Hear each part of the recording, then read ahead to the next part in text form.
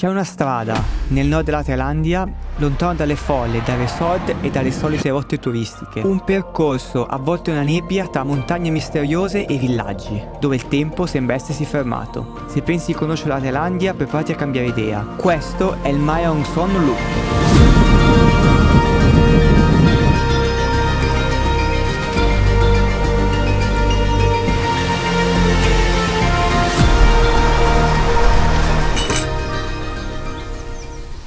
Per concludere al meglio la mia esperienza in Thailandia non poteva che mancare un bel tour di 2 giorni in giro con il mio scooterino per le montagne del nord. Saranno un bel po' di chilometri da fare a bordo di questo mezzo che è un 150, quindi non so se ce la farò. Mi sono portato solo un sacchetto con dentro 2 mutande e 2 pantaloncini, però penso che il bello sia questo: prendere, partire, esplorare, affidarsi all'istinto. Let's go!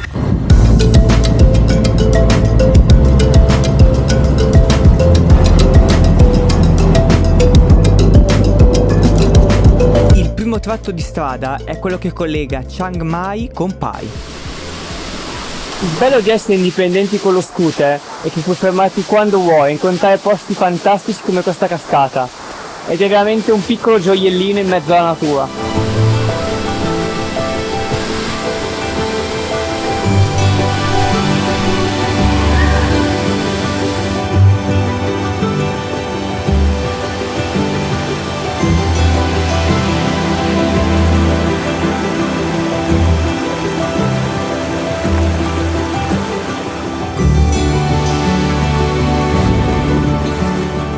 Una cosa che finora sto apprezzando particolarmente è la strada piena di curve, sulla quale è veramente divertente guidare.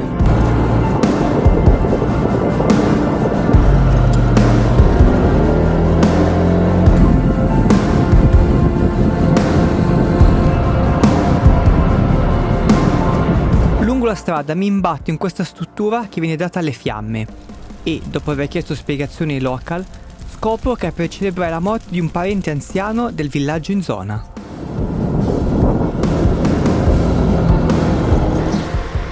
«130 km dopo sono finalmente arrivato a Pai. La strada è veramente bellissima, larga, curve belle, in moto poi sicuramente te la godi molti più che in macchina e sono soddisfatto di questa scelta sinceramente. L'unico problema è che col 150 qua è un pochino scomodo, quindi una certa il sedere, la schiena è veramente KO. E adesso rimane solo da fare una cosa: esplorare questa cittadina.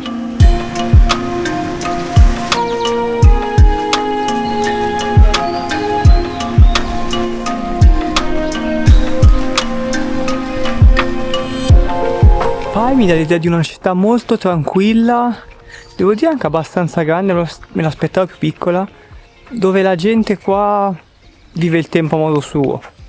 Non c'è fretta, non c'è traffico. È un posto perfetto per venire qua giusto 1 o 2 giorni a rilassarsi un po', ecco. Nonostante ciò ci sono anche tanti stranieri, turisti, backpacker. Infatti Pai è diventata negli anni un punto di riferimento per viaggiatori alternativi, motociclisti e spiriti liberi in cerca di avventura. Questa città una volta era un po' il centro di ritrovo di tutti gli hipster della Thailandia. E infatti rimangono ancora certi squarci di quell'epoca, di quei tempi, visto che è pieno di bar dove puoi fumare, puoi consumare. Adesso invece si è un pochino più anche modernizzata e ci sono anche tanti ristorantini, baretti un pochino più chic, ecco.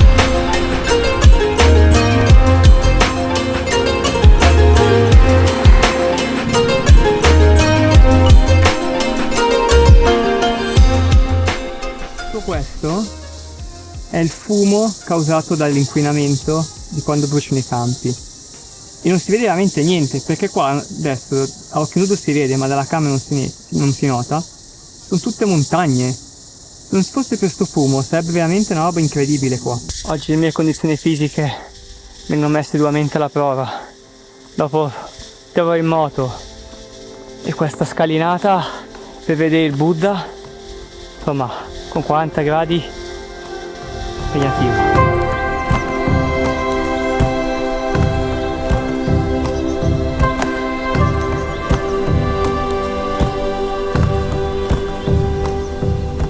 Situato su una collina che domina la valle di Pai, Il Buddha bianco è uno dei simboli più iconici della città. Questa maestosa statua offre una vista panoramica mozzafiato sulla valle, rendendola una delle attrazioni più suggestive della zona.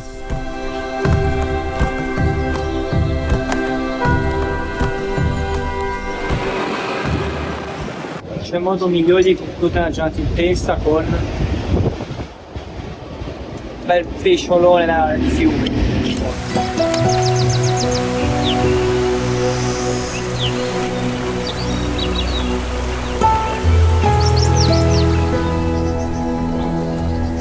Giorno 2 del mio viaggio on the road, mi trovo attualmente a un viewpoint dove però c'è solo il point, manca la view, e oggi andrò verso Ban Rak Thai, questo paesino al confine con la Birmania. Sarà molto interessante, lungo il percorso ho già visto che c'è qualche pit stop tattico da fare, quindi vamos!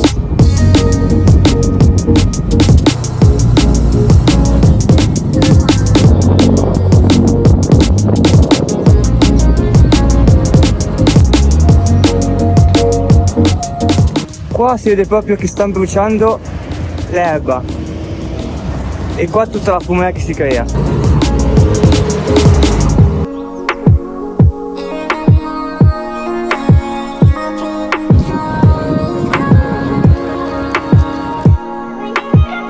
Lungo la strada mi sono fermato al paesino di Ban Jabo, dove a quanto pare c'è la zuppa di noodles più buona della Thailandia. Il problema è che per il sto cane il posto è chiuso. Però ho trovato un barettino con vista spettacolare sulle montagne, perlomeno adesso è più nuvolone, però dovrebbe essere vista spettacolare sulle montagne, e quindi mi sto godendo questa bellissima pausa caffè.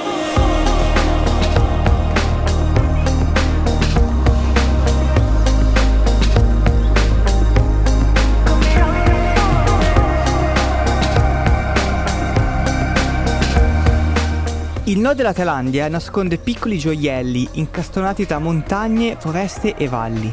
Tra questi Ban Jabo è una delle destinazioni più affascinanti e autentiche. Ideale per chi desidera immergersi nella cultura locale, Ban Jabo è un villaggio abitato principalmente dalla comunità Lahu, una delle tante etnie di montagna della Thailandia.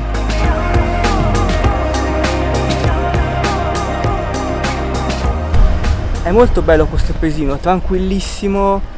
Tanti bambini che giocano, qualche baretto, nessun turista. Devo dire è stata una scelta tattica, ma ora però è tempo di andare a procacciarsi del cibo e proseguire la giornata. Kopunka! Kopunka! Inside the pork! Tang pork! Mi sono fermato a pranzare in questo posto con la signora lì che ha fatto un pollo buonissimo. Il pollo più buono che ho mai mangiato in Thailandia. Very nice chicken. Ah, chicken, very good. Il viaggio prosegue sempre più verso nord, attraversando queste coltivazioni di tè, uno dei principali prodotti della regione, e scopriremo presto anche il perché.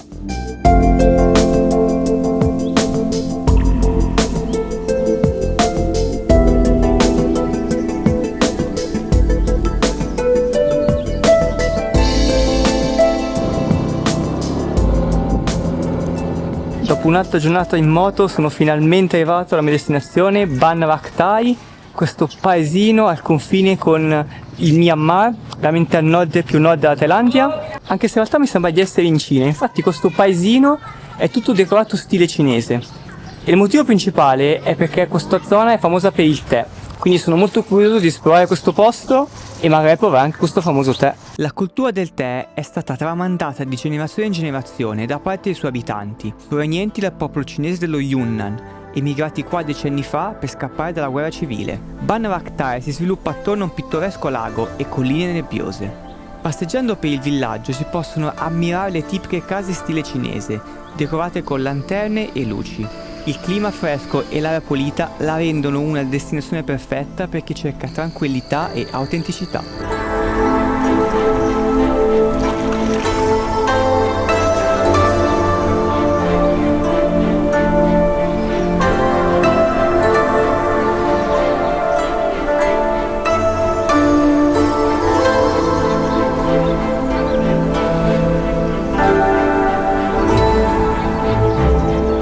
Questo luogo è anche importante per un'altra particolarità. Sono arrivato al confine tra Thailandia e Myanmar, l'ex Birmania. Questo è proprio il limite massimo, c'è il filo spinato, è un cancello in legno.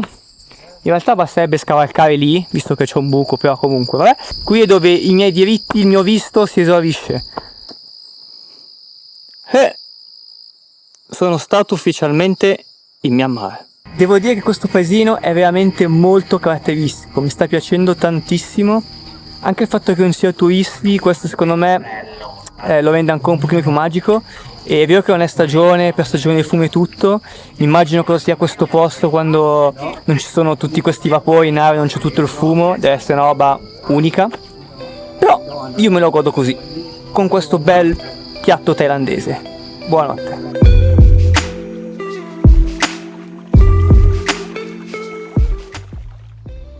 Eccolo, il famoso tè di Banarak Thai. Però mi hanno dato questa tazzina. Cioè non so se devo metterlo dentro o no, mi sembra un po' piccolina. Vedremo. Alla nostra. Buongiorno.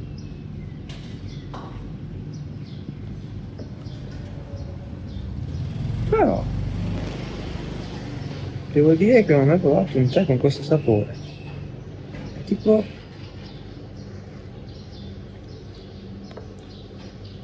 ti lascia il fresco in bocca, è strana come cosa. È buono, buono. E non sono arrivati anche i noodles a colazione. Ma mi sto trasformando in un vero local. Voglio un caffè però. Ultimo giorno in giro in moto per il nord della Thailandia. Mi manca solo una cosa a vedere. La parte più antica, la parte più remota. Vediamo se avete capito di cosa si tratta. Adesso partiamo.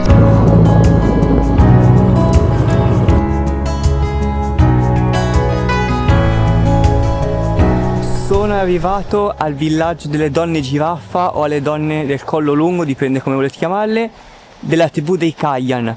Qui al nord della Thailandia ci sono tante tribù, questa è quella dei Kayan, ce ne sono altre, e qua vivono veramente indietro, nel passato più passato. Andiamo a esplorarlo.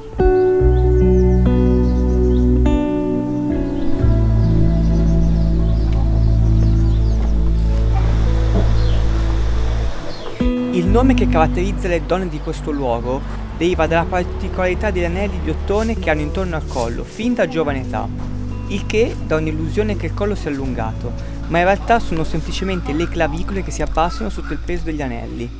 Anche se originaria dalla Birmania, negli anni '80 un flusso migratorio ha portato molte di queste minoranze a spingersi al nord della Thailandia, fino a crearne dei veri e propri insediamenti.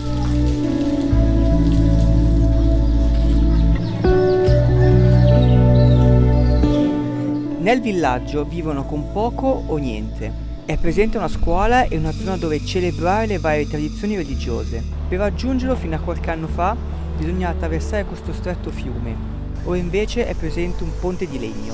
L'unico accenno di modernità è un pannello solare. Al giorno d'oggi molti di questi villaggi sono principalmente un'attrazione turistica, con critiche per il modo in cui le donne vengono trattate spesso come spettacolo.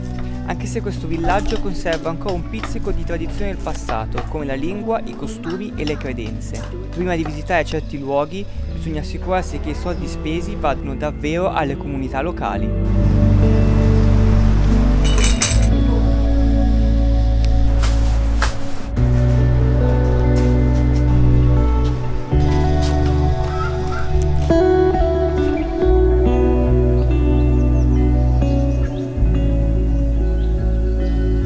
Mi ha fatto un po' impressione però a volte vedere che quando ti avvicinavi si mettevano in posa per una foto, per un video, come se sapevano di essere un'attrazione turistica, e questo dal punto di vista umano un pochino, diciamo, lascia un po' il tempo che trova. E ovviamente poi non è che lo pretendevano, ma speravano che uno comprasse qualcosa. Infatti gli ho comprato tipo un braccialetto, un'altra robina, giusto per aiutare un pochino la comunità locale, ecco. Con questa esperienza si conclude anche il mio giro del Mae Hong Son Lu. Ora non mi resta che tornare a Chiang Mai. Da questo giro mi porta a casa un lato della Thailandia fuori dalle solite rotte turistiche, vissuto a pieno, col tempo necessario per godermi ogni luogo e momento. Paesaggi mozzafiato, strade panoramiche perfette per chi ama l'avventura, villaggi local e un mix di cultura affascinante che merita di essere scoperta.